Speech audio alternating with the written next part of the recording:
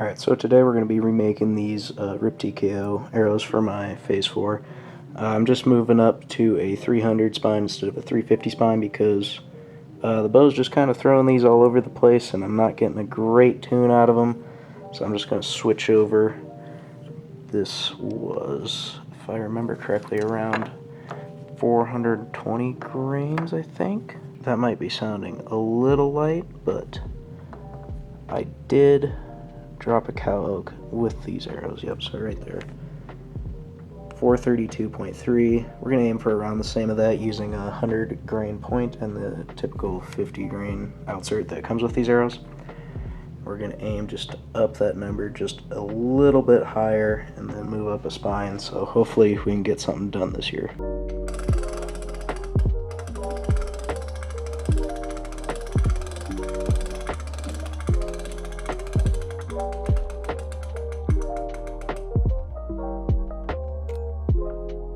So now that I got this on the drawboard, I'm going to grab an arrow and stick it in here to check my measurements. Now I'm going to take a broadhead with my outsert in it, put it right about where I don't want it to touch my fingers, so probably about right there. Probably put it right in line with the front of that hole, just behind it. Then I'll just mark right where it meets with the Sharpie. Careful, SpongeBob! Careful, SpongeBob! SpongeBob, careful! Careful, SpongeBob! Careful, SpongeBob! Careful, SpongeBob! Careful, SpongeBob!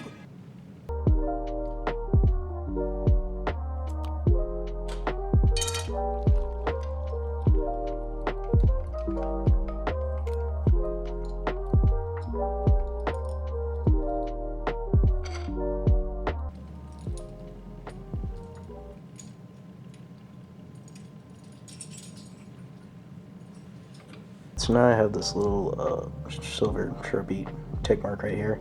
I'm going to get out my arrow saw and just cut it back to where the brass or bronze part of this outsert meets up right about where that line is.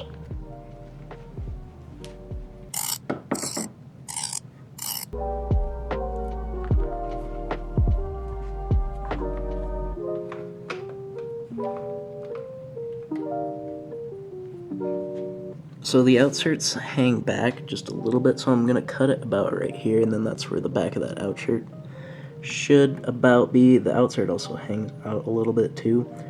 So I'm going to cut one at 29 1/8 with nothing in the back to make sure it rolls good.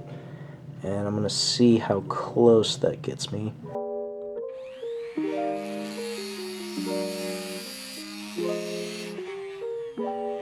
So we are just a little bit ahead of it, so I'm going to back it up about another 1/8 to 1/4 inch and see what happens.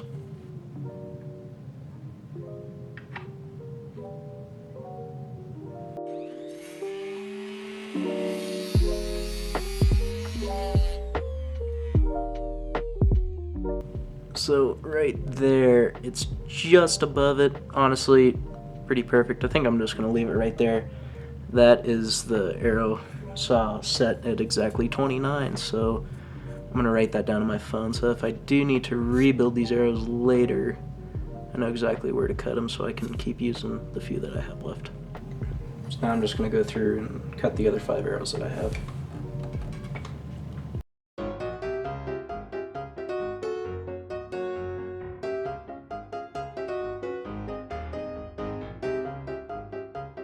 Just wanted to note, it's really important that you make sure you get this shelf as far away from the blade as possible while it's still able to cut your arrow.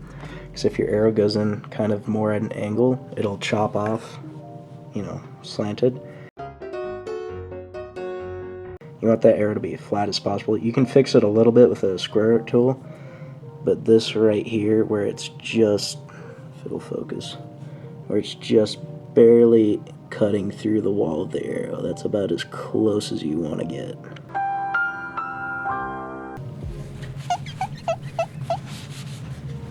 Just wiping off some of the carbon dust off of this, just trying to keep it as clean as possible from all of that stuff. And that's it for the arrow saw, so we're gonna move on and square tips of these arrows next. So I'm gonna use this ASD Flip by G5. This is the squaring tool I've always used. It's really simple. You just put your arrow on your like stands here, and then run it into this sandpaper right here and twist it until it basically squares the arrow, you know, because that's how they work. You gotta change out these little sandpaper things after you get them wore out, and I've pretty much got this one worn out, so they send a pack of these when you buy this, so I'm gonna switch these out real quick and get to it.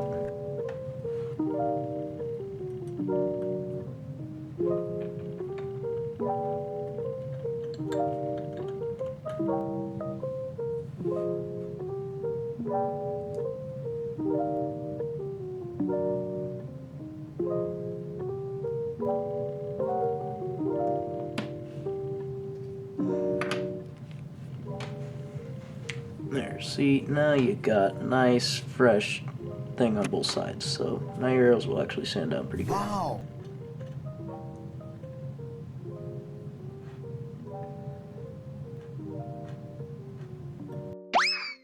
So now you put the end of your arrow that you just cut into this, and just, you know, give her a little twisty and pushy and stuff.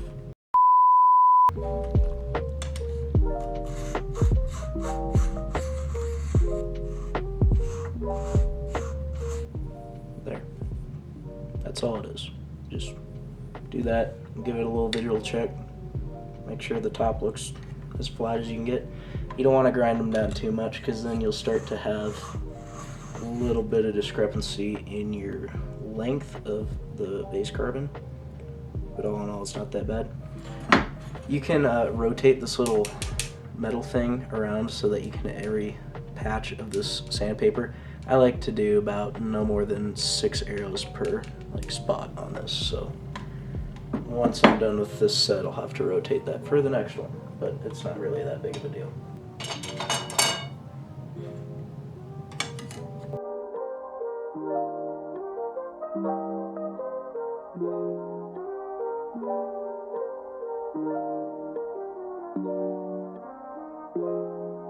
So yeah, that's all there is to it. You can see how kind of wore out that is. So yeah, once you take that bolt out, there's holes on each side of this. You just rotate it, put the screw back in, and yeah, you're good to go. Alright, so for fletchings on this area, we're going with the B-Real 2-inch blazers. Shout out to Chris B. Makes a lot of good stuff. He likes yellow. I like yellow, as you can kind of tell. So, just gonna buy his stuff and support him. Gonna use these AAE arrow wipes. You really don't need them, but why not? And then I have the AAE Max Weld primer pin and glue, because that's just what was in the store that day when I had to refill on this stuff. And then we're going to use a Bitzenberger fletching jig with the left helical clamp, because that Matthews throws them out left pretty hard. So we're not going to fight it and just go with it. Yeah, that's all that was for. Anyways, on to fletchings. I do got to put these knocks back in because I had to take them out to cut them, because I got way too far ahead of myself when I was doing whatever I was doing.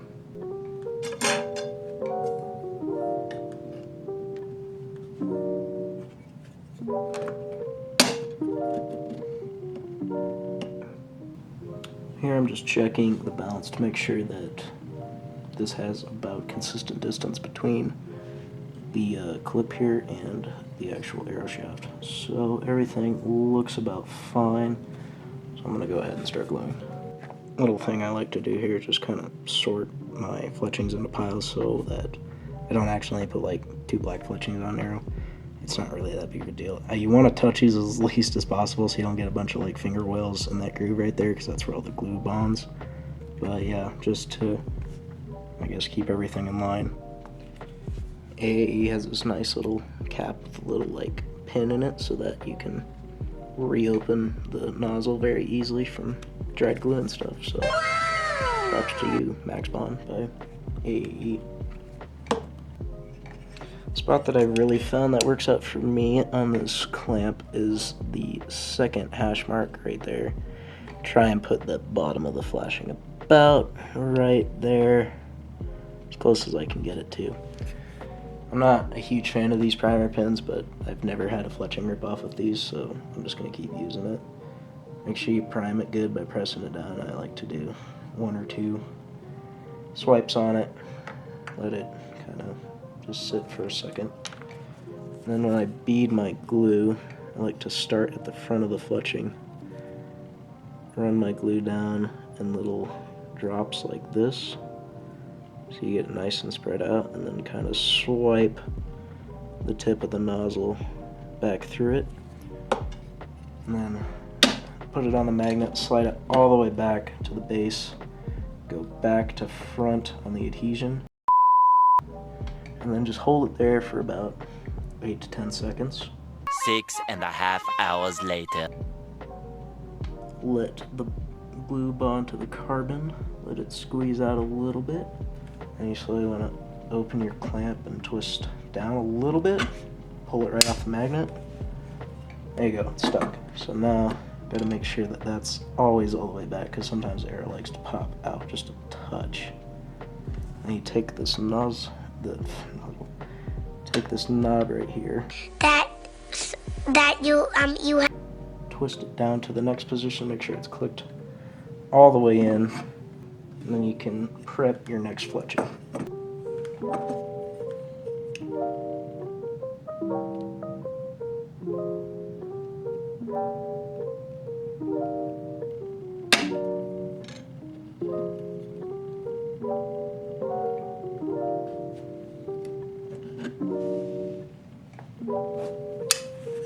Sometimes it likes to squirt out just a little bit of glue on the front and back, so make sure you wipe that off before it dries up, otherwise you have to scrape it off with a knife blade or something. And all that does is damage your knife blade. It actually can strip out a little metal out of this clip, but it's not a huge deal. It just makes it hard to line up your fletchings when you're trying to get it into the right position.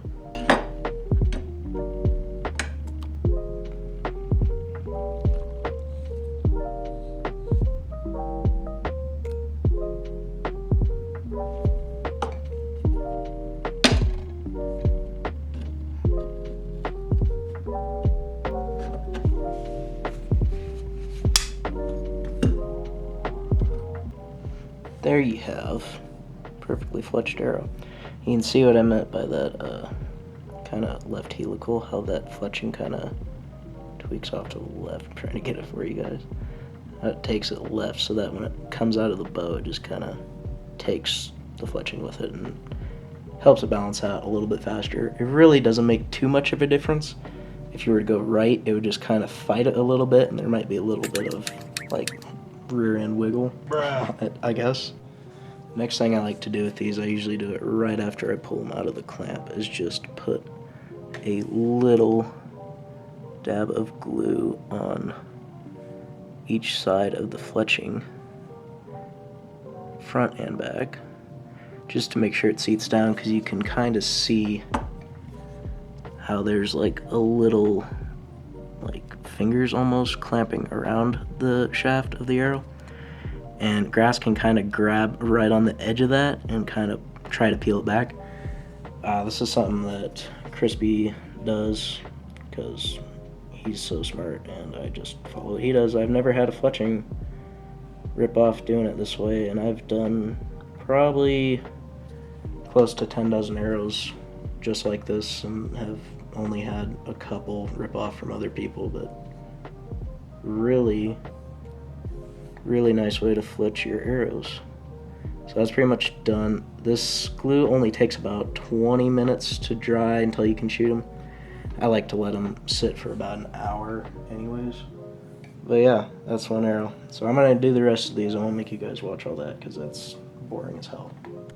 Another thing to mention real quick, I don't know if you guys can see that, but where that glue kind of beads out from underneath the fletching. It's not a huge deal, but if you're not a fan of it, or there's a lot of it, if you just take like a paper towel or a Kleenex or something, just slowly run your finger down with it, it'll wipe it up a little bit. So clean it up nice, make them look a little prettier. So Not that big of a deal for me though, so I think I'm just gonna leave this one how it is. So I just got these 6 finished up here, so now we're gonna get these inserts, glue them in with some Gorilla Glue. I have used that like hot melt blue glue before, and I've had almost every insert I put in pull out, so I've just started using this Gorilla Glue because it stays in and I don't change my inserts around, so I'm just going to stick with that for now and use that. Alright, so what I like to do when I'm gluing my inserts is to put just a little glob on the silver part of the insert, kind of like that. And then when I put the insert in the arrow, I like to spin the arrow around to get as much contact with the glue as possible. Then you're going to want a paper towel or something, because when you push it in all the way, it kind of squeezes a bunch of excess out. So I like to take Kleenex or something, just wipe the edge off good. Make sure you don't pull it back out when you're doing this. Give it a little extra push in there, and then I like to set it with the insert on the ground or something so the weight of the arrow kind of pushes into itself so that it doesn't try and back out, because this Gorilla Glue likes to expand just a little bit when it dries up fully. This glue takes about 24 hours to cure fully, so kind of a bummer that you have to wait that long to shoot, but I'd rather wait that long than have to keep re-gluing inserts because they keep pulling out, so that's what I like to do.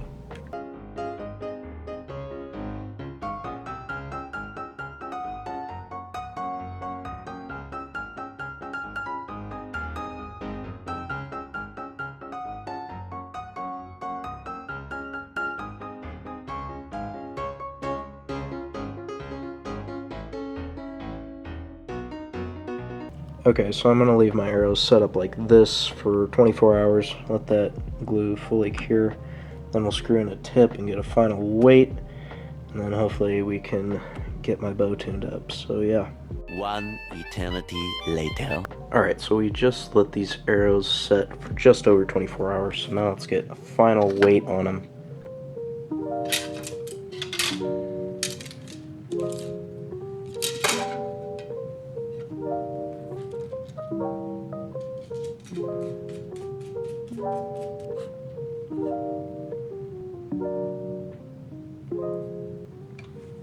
Alright, so right here we've got 435.2. Let's grab one of these other ones. Throw a tip in it real quick.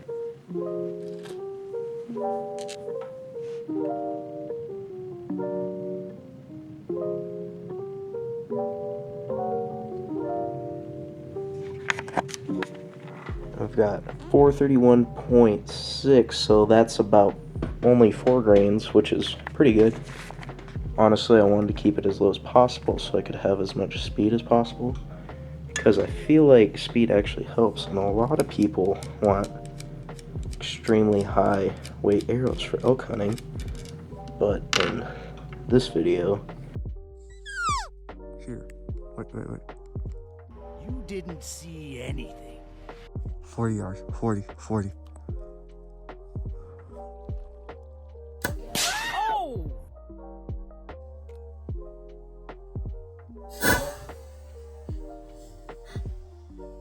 Nice shot. I shot that cow to 40 yards out of a Hoyt with this same arrow, and it went right through one shoulder blade and halfway through the other, so I'm gonna keep making my arrows light if they keep working for me. So yeah, that's how I build arrows. This is kind of how they turned out, so hope everyone enjoyed, and see you again.